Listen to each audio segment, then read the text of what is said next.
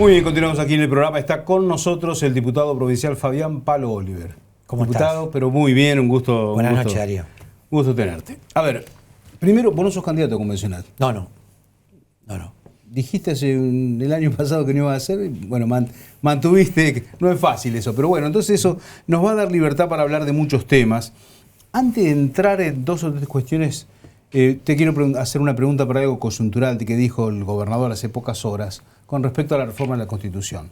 Él plantea que dijo que si gana las elecciones, si está él en la discusión, no va a haber ningún artículo garantista en esta Constitución. ¿Cómo tomás vos esas declaraciones?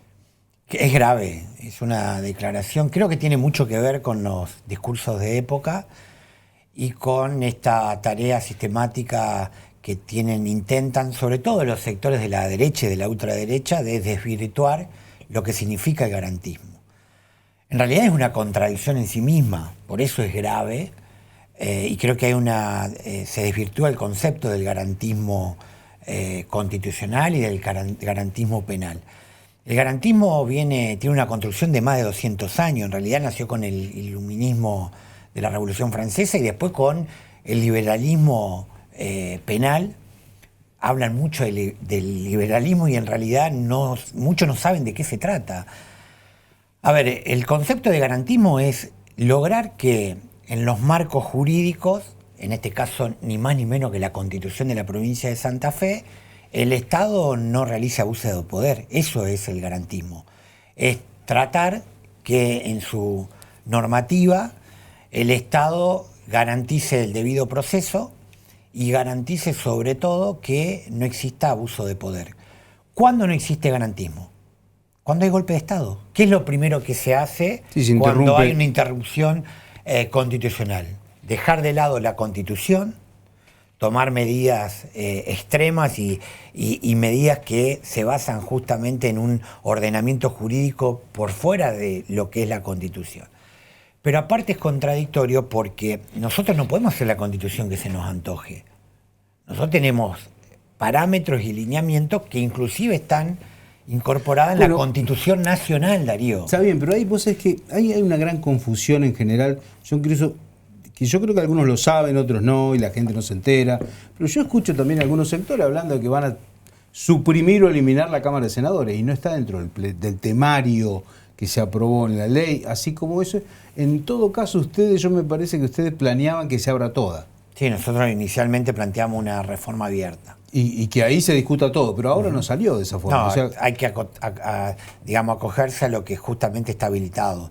Es una reforma bastante amplia porque son más de 42 artículos, ¿no? Pero bueno, yo creo que no hace bien que el gobernador se sume a la confusión generalizada y sobre todo a la confusión de grupos que tienen un interés particular. Aquellos que atacan... A ver, el garantismo no es una construcción del kirchnerismo o de Zaffaroni. ¿Viste? Cuando se dice el garantismo de Zaffaroni. Sí, enseguida aparece Zaffaroni. Es una construcción de hace 250 años que nació con la Revolución Francesa. Tienen que estudiar un poco, por favor, porque aparte, yo no soy abogado, pero bueno, uno se tiene que interesar.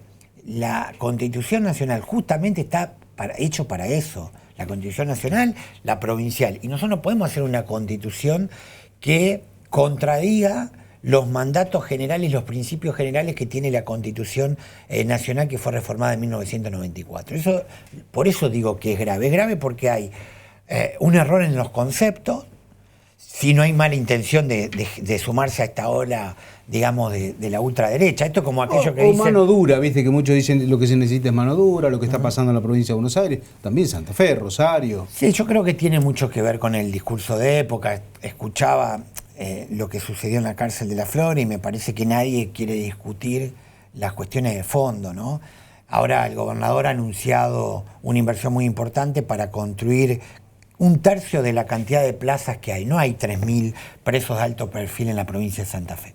Entonces, ojalá esas cárceles sean cárceles dignas, que garanticen los derechos constitucionales. A ver, las cárceles no tienen que ser un depósito de ataúd, porque en las condiciones que viven hoy, no solamente la población penitenciaria, sino también el personal del servicio penitenciario. Lo que pasa en La Flores, En realidad lo que pasa, y todo el mundo sabe, y nadie quiere abordar la discusión, que son los consumos problemáticos de la propia población penal, pero también del propio personal del servicio penitenciario.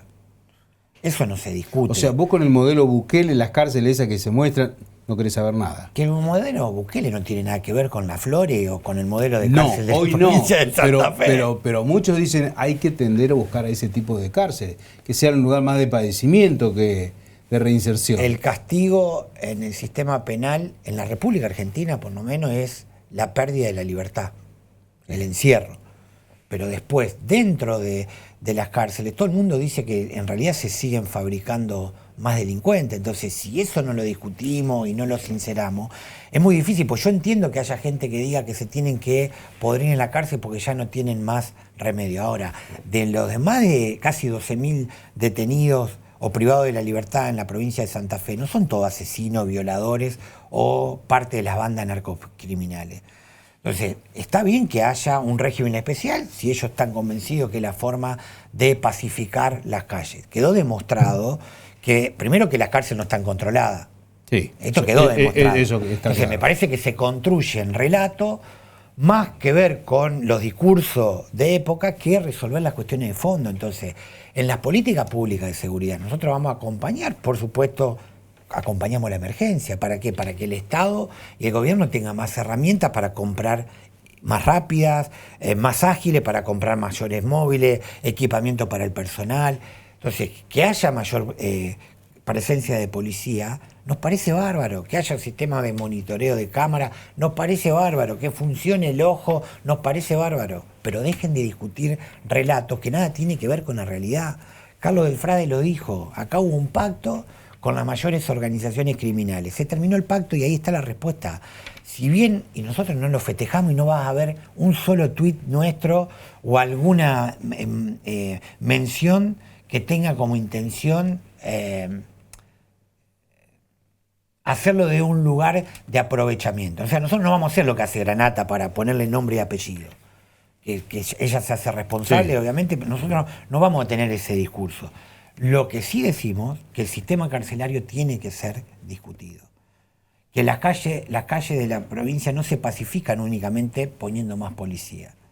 No es la solución, por lo menos a mediano plazo. Podrá ser en corto plazo, como quedó demostrado.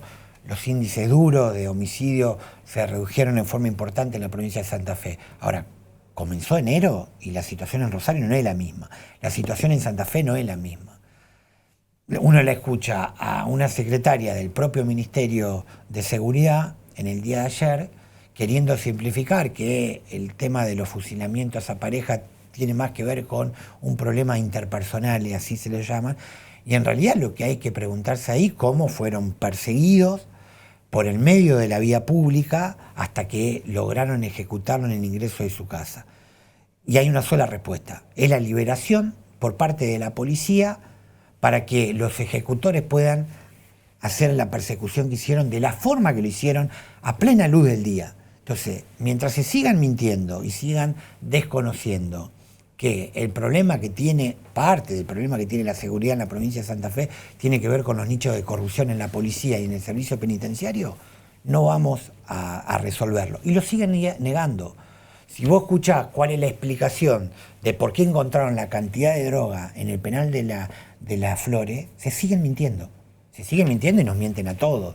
Entonces, nuestra obligación es advertir que las cosas, por lo menos desde nuestro humilde punto de vista, no es como la están planteando. Fabián, te llevo a dos temas diferentes. Uno tiene que ver con, en varias ocasiones has presentado nuevamente proyectos de tu autoría con respecto al financiamiento de los partidos o básicamente de las campañas políticas, y el otro tema de la independencia del Tribunal Electoral, que no es un tema menor. ¿Retomaste esos proyectos para presentarlos nuevamente? Sí, porque perdieron estado parlamentario. Son proyectos, en realidad es un paquete de medidas que tiene como objetivo transparentar los procesos electorales y sobre todo el financiamiento de las campañas electorales, que es otra cuestión. Que sobre ¿Qué es lo que vos proponés? Nosotros prohibimos concretamente que existan aportes de personas jurídicas, o sea, de empresas, por un lado. Y por el otro lado, limitamos los aportes de persona física, es decir, las donaciones que puede hacer cualquier tipo de persona. Obviamente que es todo con un sistema de bancarización, de rendición, pero sobre todo lo que pretendemos que el Estado sea quien pague las campañas electorales de los candidatos. Y bueno, acá hoy el Estado garantiza todo que... lo contrario. No, pero el Estado garantiza que esté la boleta, no te la roban, está con la boleta única. Con la boleta única. Eso se terminó. Y el otro es tema que paga una publicidad en radio y televisión. Sí, en las nacionales ahí es gratuito. Sí, es gratuito. Y acá en la provincia de Santa Fe te diría que es simbólico. Sí. Pero la desventaja que existe en los procesos electorales tiene que ver con el poderío económico. Y ese poderío económico está asociado no solamente a la cantidad de funcionarios que aportan a una organización política, porque todas las cartas orgánicas de los partidos políticos establecen que los funcionarios, los legisladores tienen que hacer un aporte de su salario. Sí. ¿Tá? Eso es parte del financiamiento, si vos querés, interno de cada organización política. Lo que está claro es que las campañas electorales en la provincia de Santa Fe y en la República Argentina son sostenidas y solventadas por organizaciones empresariales que después limitan, obviamente, el ejercicio de las funciones o del poder que tiene. Ahí aparecen los carteles, obviamente, de lo que se llama la patria contratista, o se llamó en algún momento la patria contratista, los carteles y los empresarios de la construcción que generalmente hacen obra pública con los distintos gobiernos que financian en las campañas electorales. Pero aparte el delito organizado, que todavía en la provincia de Santa Fe no se haya podido comprobar, no significa que no hay guita que viene del crimen organizado. ¿Quién puede garantizar en la provincia de Santa Fe y en la República Argentina que no hay plata del crimen organizado? Ayer un diputado nacional en el Congreso, cuando se discutía ficha limpia, denunció el vínculo de Esper con un narcotraficante que está detenido, buscado por la justicia norteamericana, que está pidiendo a Estados Unidos la extradición. Y eso pasó en el Congreso como si nada. Y hay registro que Esper utilizaba la camioneta que estaba registrada a nombre de ese tipo que está. Entonces, nada más tenía la cédula azul. Claro, ¿qué queremos? ¿Por qué las organizaciones políticas mayoritarias no la quieren discutir? Primero, porque no están de acuerdo con que haya un sistema de igualdad. Y en esto sí le digo al vecino, a la vecina que está viendo, que no les mientan. La gente normalmente, ahora ¿qué te dice? A partir de que Milei quiere sacar el financiamiento de las campañas electorales. ¿Qué te dice la gente ahora? Que los políticos se paguen su campaña. No, señora, los políticos no nos pagamos la campaña. Es mentira porque las sumas millonarias que se invierten en una campaña electoral, es imposible que alguien tenga ese dinero. Y si un político tiene ese dinero es porque es un corrupto.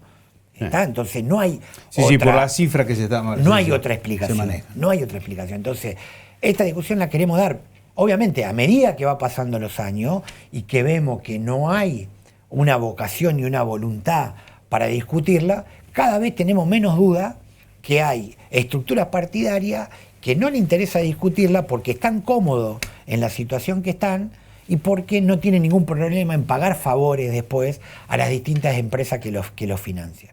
Y esto es así, todos lo sabemos en el mundo político, que hay empresas que aportan y mucho dinero para las campañas electorales. Bueno, te cambio de tema. Un tema que vos venís hace mucho tiempo y está relacionado con un fiscal, el fiscal Aldo Gerosa, que está en funciones y que vos pusiste el cuerpo y la cara para denunciarlo en su momento ante la Comisión de Acuerdos y de hecho por la actuación de él estuvo suspendido en su momento. 10 meses. Bueno, pero ya está trabajando otra vez, ¿no? Desde el 1 de junio del año pasado.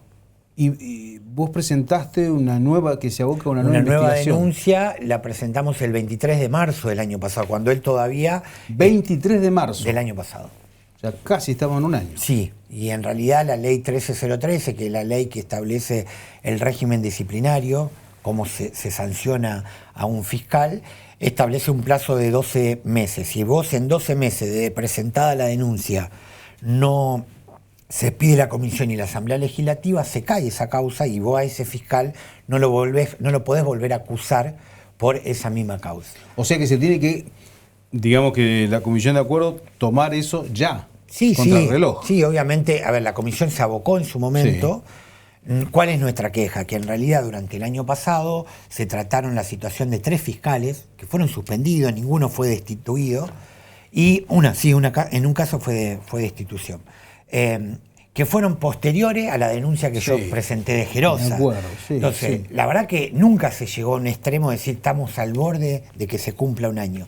Un fiscal que tiene un antecedente ya de una suspensión por 10 meses, por lo que se conoció como el caso Galaz, y que vuelve a repetir lo que para nosotros es un patrón, que es la utilización de la figura del juicio abreviado para beneficiar a agresores sexuales. Esto es lo que hace este fiscal, por lo menos en 3 o 4 causas que ya se pudieron investigar, entonces, o valorar su conducta y su proceder. La denuncia que yo realizo es prácticamente lo mismo que el caso Galaz, revictimización de la propia víctima, dejar que pasen los años para que la víctima tenga que ir a juicio oral. En el caso... ¿Se trataba de una persona menor? Menor de edad, 13 años, que fue abusada en una situación, en un ámbito interfamiliar. Interviene la política también ahí, como en el caso Galaz, que interviene el senador Armando Marcón, Orfilio Marcón. En este caso, la persona abusadora era capataz de un campo que tenía un presidente comunal, que eso está todo en la denuncia. Yo no lo digo porque en realidad, a diferencia del caso Galaz, la propia víctima salió a hablar. Claro. En este caso la víctima no está dispuesta a que se conozca públicamente, entonces no puedo decir el nombre de la víctima porque si no estaría revictimizando. Tampoco puedo decir la persona de la abusadora porque se puede asociar. Pero bueno, esto sucedió en una localidad del departamento también, General López. General Obligado. General Obligado, ese presidente comunal pertenece al mismo espacio político que el senador Orfilio Marcón. Y el fiscal es el mismo, es Gerosa. Entonces, la verdad que nosotros hemos denunciado a Marcón, también en la justicia, en el Ministerio Público de la Acusación, por el caso Galaz, por su interferencia, por haber hecho tráfico de influencia, etcétera, etcétera. En primera instancia nos rechazó el Ministerio Público de la Acusación, 2 fiscales de la ciudad de Venado Tuerto. La fiscal general pasó nuestra denuncia a Venado Tuerto. En ese momento fueron llamadas a declarar la víctima y su madre por el caso Galaz. Tuvieron 3 horas. Y la verdad que es increíble, nos rechazan diciendo que Gerosa revictimizó a la víctima, que la maltrató, tiene otras también conductas que la reprocha, pero plantean las fiscales que su actuación merece un reproche administrativo, pero que no configuran ninguna tipificación de tipo legal, de delito penal. Y la verdad que nosotros ¿qué hicimos ahí? Fuimos ahora ante el fiscal regional, vamos a ir hasta las últimas consecuencias. Nos parece pobrísimo el trabajo de las fiscales, se tomaron 3 horas y si vos lees los fundamentos, decís, bueno, listo, ya está, le da lugar a nuestra denuncia. No, no le da lugar. ¿Por qué? Porque no siguieron investigando. La obligación de las fiscales es impulsar la investigación. Entonces, si vos estás comprobando de que Gerosa cometió esas irregularidades y no te pones a investigar cuáles fueron la tarea o el rol que tuvo tanto Martínez, fiscal regional, que también está denunciado por nosotros en esta misma presentación, y Marcón, es porque no querés seguir investigando. Lo que pasó con esa causa concretamente, hubo una interferencia de la política, concretamente del senador Marcón, para beneficiar a un agresor sexual, a un abusador, Marcelo Galá, que fue condenado a 6 años de prisión, después de que Gerosa inicialmente había pedido 32 años de cárcel, utilizando la figura del juicio abreviado. Que siempre decimos nosotros, el juicio abreviado es una figura interesante para agilizar el servicio de justicia, pero tiene que tener como objetivo siempre, el objetivo tiene que ser que la justicia repare en parte el daño que sufrieron la víctima. Gerosa utiliza esa herramienta para beneficiar, en este caso, a los delincuentes, a un abusador sexual. De hecho, las víctimas reconocen que ellas firmaron dieron el ok para el juicio abreviado, porque para que haya un juicio abreviado tienen que firmar las partes, sí, la querella y obviamente la defensa del acusado. Entonces ellos reconocen, pero también dice que lo hicieron porque no soportaban más la dilación en el tiempo, la presión, la revictimización, etcétera, etcétera. Es gravísimo lo que las propias víctimas digan que firmaron porque ya no daban más, porque ya no creían en la justicia, y que las dos fiscales que actuaron digan: Gerosa hizo todo esto, pero no investigan cuál es el rol que tuvo el senador Marcón. Porque si bien no tiene validez probatorio en la causa, pero sí hay audios donde se lo graba al fiscal Gerosa reconociendo que Marcón lo llamó para preguntarle cómo estaba la situación de Marcelo Galaz. Marcelo Galaz es el que está cumpliendo la condena, que nadie sabe dónde está, si está en una cárcel común, si está en una comisaría, nadie sabe. Eso también es información que se esconde porque seguramente no debe estar en alguno de estos penales que se vive de la forma que se vive. Esa es otra situación también que estamos tratando de indagar y a ver qué hacemos con eso. Entonces, la verdad que este fiscal no puede estar más dentro del Ministerio Público de la Acusación por la sencilla razón que no garantiza la independencia que debe tener un fiscal para impulsar las investigaciones. En este caso que nosotros denunciamos, no nos consta, esto sí, a diferencia del caso Galaz, pero es mucha casualidad que la persona que abusaba de esta niña era empleado de un campo, era el capataz de un campo del presidente comunal que es de la misma agrupación política que el senador Marcón. ¿Cómo termina esa causa? 3 años de prisión en suspenso, no tuvo un solo día preso. Y peor todavía, la madre de la niña abusada, que la acompañó a la niña, era su pareja, quien abusaba de la niña era la pareja, la madre, no era el padre, una pareja. La madre la acompaña a la niña a hacer la denuncia. Y el absurdo total, y que tiene un objetivo, no es absurdo, el objetivo fue que la madre, desalentar a que la madre siga adelante con la denuncia. La imputan a la madre como partícipe necesario antes que al propio abusador. La madre fue abusada de la niña, la madre de la niña que fue abusada, fue imputada antes que el propio abusador sexual de esa niña. Increíble. Por Gerosa también, O sea, el que pide la imputación es Gerosa. No lo hace un juez, pero claro, quien impulsa la imputación es Gerosa. Fabián, muchísimas gracias por tu tiempo. Gracias. El diputado Fabián Palo Oliver, gracias a todos por haber estado con nosotros. Nos reencontramos la próxima semana en esta misma hora por esta misma señal. Hasta entonces.